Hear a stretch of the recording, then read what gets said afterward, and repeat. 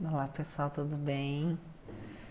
Então, nós chegamos no terceiro capítulo do livro Os Mensageiros. Esse é o capítulo no Centro de Mensageiros. E aqui nós vamos ter noção do complexo trabalho que é realizado na espiritualidade maior.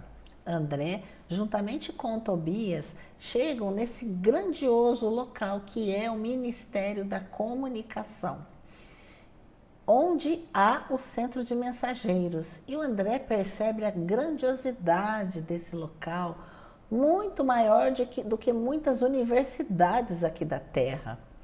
E ele, imaginando e vendo como é vasto, como é grande, e ele então questiona, né, a Tobias, quão grande, quão maravilhoso a extensão, as árvores, é muito arborizado, os pássaros e as flores com tonalidades diversas. E o Tobias esclarece que o centro de mensageiros é muito mais vasto do que o olhar que o André alcançava. E ele esclarece que na parte onde eles estavam, ele era somente a administração central e alguns pavilhões destinados ao ensino e à preparação geral. E aí o André pergunta, mas essa organização imensa restringe-se ao movimento de transmissão de mensagens? Tobias então explica. Ele sorriu do desconhecimento do André e ele diz, o centro prepara entidades a fim de que se transformem em cartas vivas de socorro e auxílio aos que sofrem no umbral e nas trevas. Você acreditaria porventura, André, diz Tobias, que tanto trabalho destinasse apenas à movimentação e noticiário? Amplie suas vistas, diz o Tobias.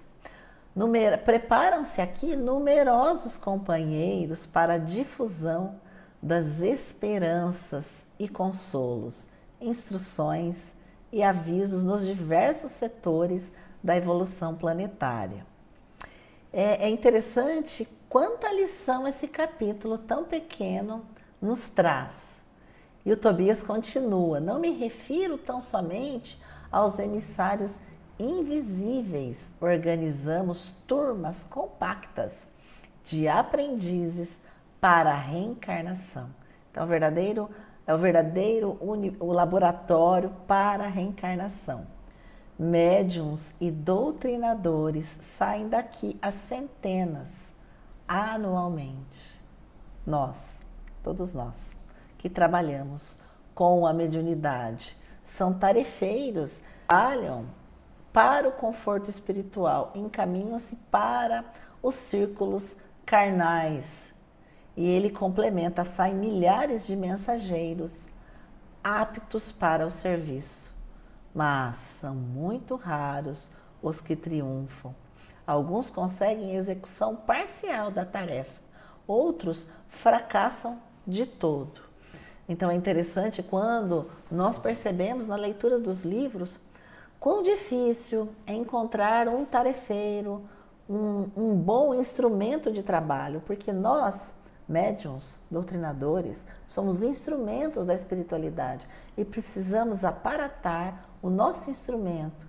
Imaginem se, porventura, passamos pelas escolas, no centro de mensageiros e chegamos aqui, fracassamos por conta do nosso egoísmo, por conta do nosso orgulho, por conta da nossa falta de comprometimento com as atividades, da nossa dedicação, por falta da nossa renúncia com o trabalho do bem.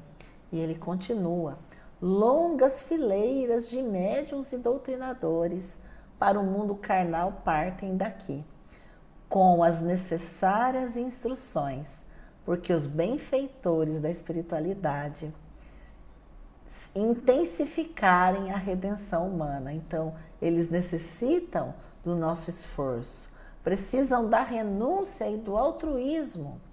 Quando os mensageiros se esquecem do espírito missionário e da dedicação aos semelhantes, costumam transformar-se em instrumentos inúteis. Vejam quão relevante é isso que Tobias falou para André.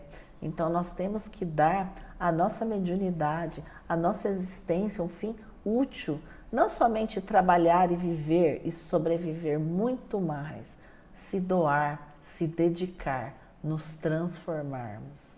E ele continua: há médiuns e mediunidade, doutrinadores e doutrina, como existem a enxada e os trabalhadores. Pode a enxada ser excelente, mas se falta espírito de serviço no cultivador, o ganho da enxada será inevitavelmente a ferrugem. E assim ocorre com as faculdades psíquicas dos grandes conhecimentos. Se o dono não consegue olhar além dos interesses próprios, fracassará fatalmente na tarefa que lhe foi conferida. Vejam que lição fantástica para nós atentarmos à responsabilidade da nossa missão. São muito escassos os servidores que toleram as dificuldades e reveses das linhas de frente. Esmagadora percentagem permanece à distância do fogo forte. Trabalhadores sem conta recuam quando a tarefa abre oportunidades mais valiosas. O André ficou impressionado com a colocação do Tobias e isso nos faz atentarmos para nós, para a nossa responsabilidade. Será que estamos nos dedicando da forma como deveríamos? Será que nós renunciamos à vida terrena, às facilidades, como nós deveríamos? Essa é uma pergunta que eu faço a mim. Eu reflito sobre isso. Como é importante a gente pensar sobre isso. O André fala que fica surpreendido. Ele fala: meu amigo, poderia você admitir que as obras do bem estivessem circunscritas a simples operações automáticas? Nossa visão na Terra costuma viciar-se. Aqui, a gente está encarnado, a gente acaba se deixando levar pelas questões da Terra, pelas questões, pela porta larga, né?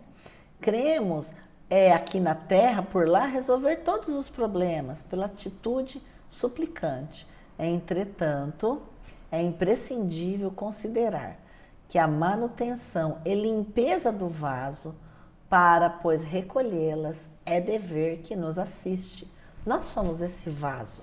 Não preparamos neste centro simples postalistas, ou simples divulgadores, ou pessoas para falarem, para divulgarem. Mas, atentem para isso, espíritos que se transformem em cartas vivas de Jesus para a humanidade encarnada.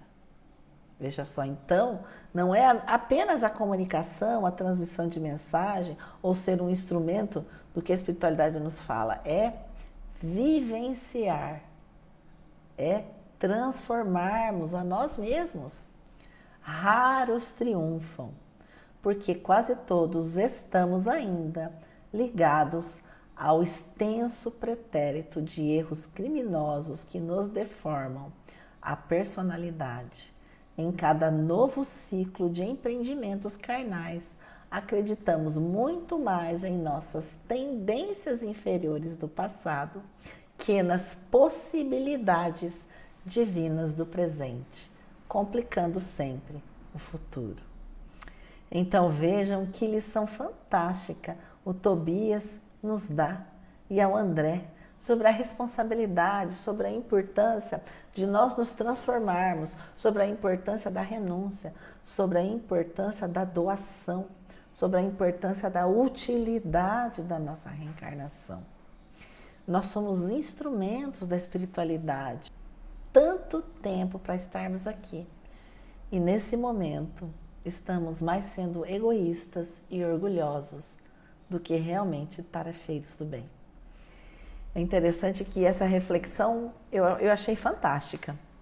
E o André fica refletindo, e nisso chega o Aniceto, né? O André fica pensando, reflexivo sobre a importância desse trabalho, e o Aniceto, então, chama o Vicente para acompanhar o André. O Vicente, que é o único, que diz para André que era o único aprendiz que era médico, como o André na Terra. Então, eles teriam sintonia, afinidade para que pudessem ficar juntos, afinidade profissional. Seu trabalho, o Aniceto também apresentou o André para o Vicente, e o Aniceto pediu ao Vicente para esclarecer ao novo candidato os regulamentos, para que viessem no outro dia, ao meio-dia, juntos para as instruções. Mas ficamos aí com a lição fantástica desse capítulo, que é a finalidade do Ministério da Comunicação, do Centro dos Mensageiros, é criar trabalhadores, espíritos que se transformem em cartas vivas de Jesus para a humanidade encarnada. Quiçá um dia possamos assim laborar. Que Jesus nos abençoe.